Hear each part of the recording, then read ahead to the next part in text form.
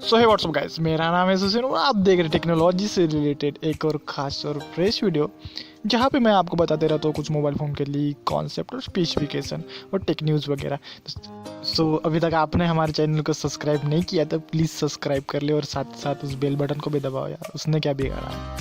सो इस वीडियो में हम बात करने वाले हैं Asus के Zenfone Max Pro M4 के बारे में। सो इस मोबाइल की कुछ लीक्स और कॉन्सेप्ट सामने निकल के आ रहा है दोस्तों।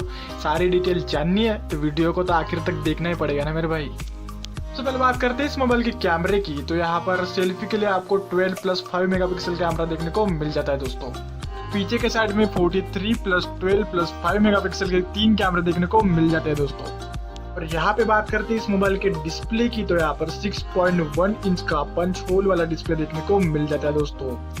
और यहाँ पे बात करते हैं इसके ऑपरेटिंग सिस्टम की। तो यहाँ पर एंड्रॉइड का 9.0 पाई देखने को मिल जाता है दोस्तों विथ स्टॉक एंड्रॉइड के साथ। तो इसमें अपडेट भी देखने को मिलेंगे दोस्तों एंड्रॉइड की तरफ से। और बात करते हैं इसके प्रोसेसर की। तो यहाँ पर स्नैपड्रैगन का 855 देखने को मिल जाता है दोस्तों। और बात करें इसकी परफॉर्मेंस की। तो यहाँ पर 6GB RAM plus 126GB internal के साथ ये देखने को मिल जाता है दोस्तों। और बात करें इसकी बैटरी की। तो यहाँ पर 5000 mAh की बैटरी देखने को मिल जाती है दोस्तों।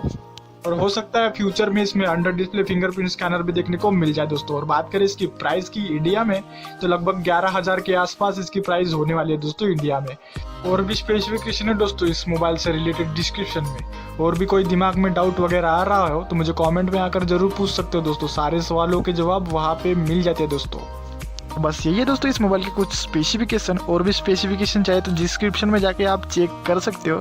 तो मैं मिलता आपको नेक्स्ट वीडियो में, तब तक के लिए केयर कीजिए अपनी और अपने अपनों की। और चैनल पे नए हो तो भाई सब्सक्राइब कर देना और एक लाइक कर देना यार, बड़ी मेहनत लगती है।